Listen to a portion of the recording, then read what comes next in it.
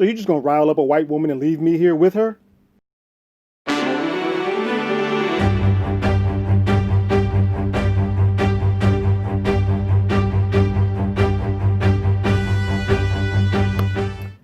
Hello, everyone. Terrence here with Hollywood Already Did It. If you haven't already, go ahead, like, share, subscribe to the channel, ring that bell below. Anytime we have something, you will be among the first to know.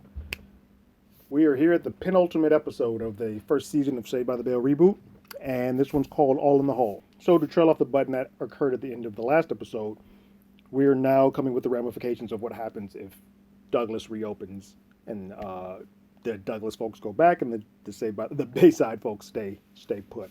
So the story A is Daisy is coming up with plans to sort of keep Bayside and Douglas together. In doing so, she sort of gets the attention of Max and Lexi, who all of a sudden start feeling that Grinch heart of theirs start to melt away, and they're starting to feel a little love for the Douglas folks. They don't want to lose them, and they're like, "Oh crap, have we gone soft?" And so they decide to help Daisy in her attempts to keep things as they are.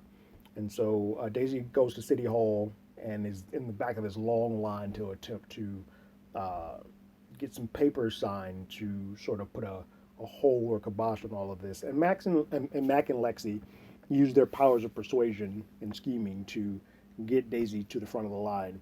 1 minute to spare before they shut down. Unfortunately, the guy who's running things there is the same guy as same copier guy in the first episode, who is not having it this time. So that is the scheme that doesn't work there, and we'll get back to Daisy in just a moment. It is cool to note, I didn't say this, but this is the first time that we got the imagination pink square that is a staple of Saved by the Bell original series. Mac at the very beginning is having a fantasy of what it would have been like if Daisy had never showed up. It's pretty extensive and pretty elaborate, but it's definitely the wheels going off the rails type of thing that Zach Morris was known for. Mac is also has them in that head of his as well. The B story to this episode is Devante and Ron, the principal, going to Douglas 2.0 just to kind of get a lay of the land.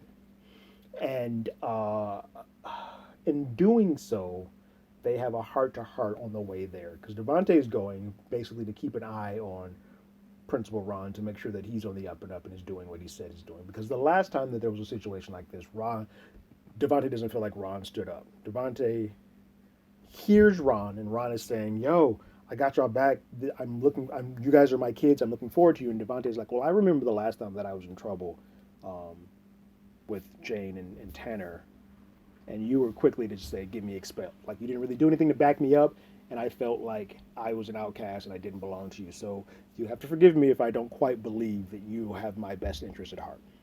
And that hit home to Ron. So we get to Douglas 2.0, and they are touring the school with Jane, who's showing them all the good stuff they had, the theater, the pool, and all of this stuff. And Devante and Jane split off and go and tour the rest of the school, while Ron meets a principal there who is a part of a principal pilot program that they've had. They know each other, and they get to talking and discussing. And Ron just comes out and is like, "Hey, is this on the up and up? Like, what is this? Is this real?" And he's like, "No, none of this is real. This is all a facade." And this is where this episode. It's been a lot of powerful episodes, but this one it's hard. He says to him, "This is just the norm. We've been doing this. A white person, a white savior comes in and does this year after year after year. Where they'll put somebody in front, they'll put a little bit of money in them, dress it up, make it look good.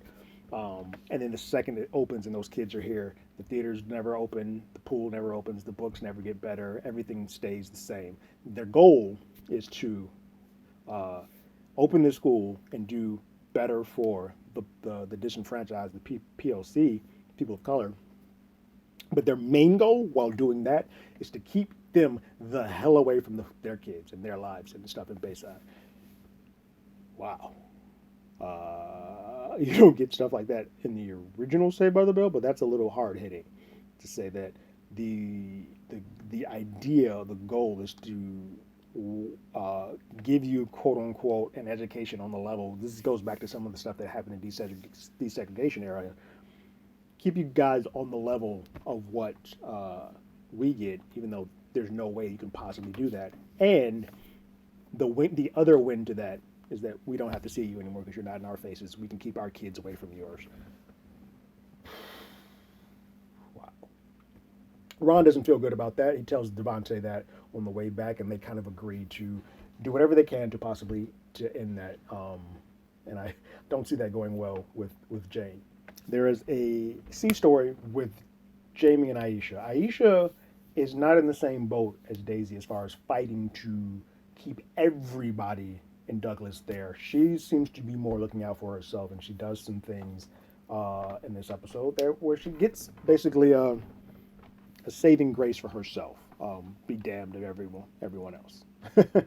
uh, but in this episode, Jamie and Aisha are having a bit of a problem in their relationship in that Jamie seems really concerned about the possibility of the schools breaking up and him not being able to see Aisha. Aisha seems far less concerned with that.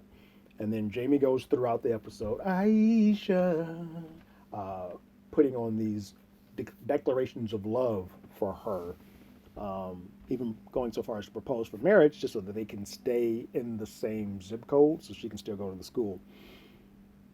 His heart's in the right place. It's a lot in such a short amount of time, but Aisha's not ready for that, and she sort of just dismisses it and then finds a way to stay there on her own accord. The problem with this is that Jamie sees that as much love and admiration and adoring he has for Aisha, Aisha does not reciprocate that back to him, and he thinks it's probably for the best that they break up, and so they do.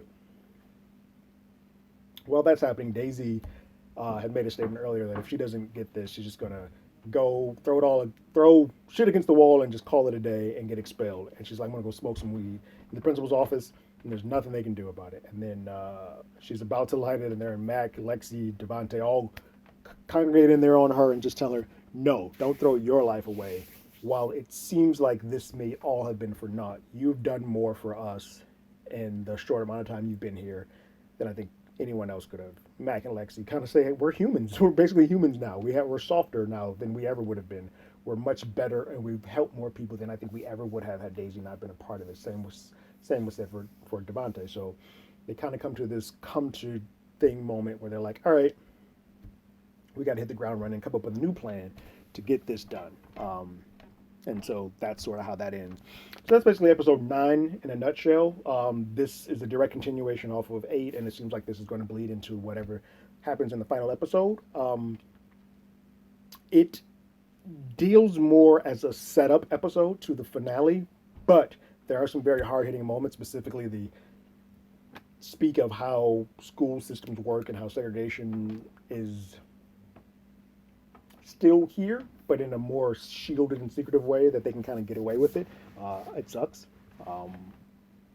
One thing that I do hope is that if this school does close, that these folks are close enough now that they will remain that way, even if they're not right next to each other.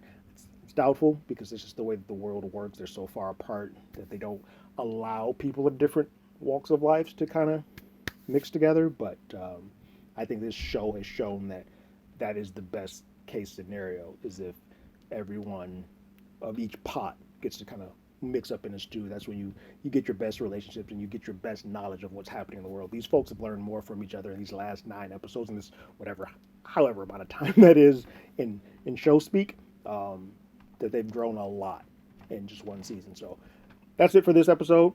Be back later with the final episode of Saved by the Bell Reboot. If you want, go ahead and leave your comments about this episode in the comments below. Follow us on Twitter at HollywoodADI. You can hit us up on email at HollywoodAlreadyDidIt@gmail.com. We have a podcast with the same name that's on Google Podcasts, Spotify, Apple Podcasts, anywhere that plays podcasts. We're there. See you on episode 10. Like always, I got my ticket. You got yours.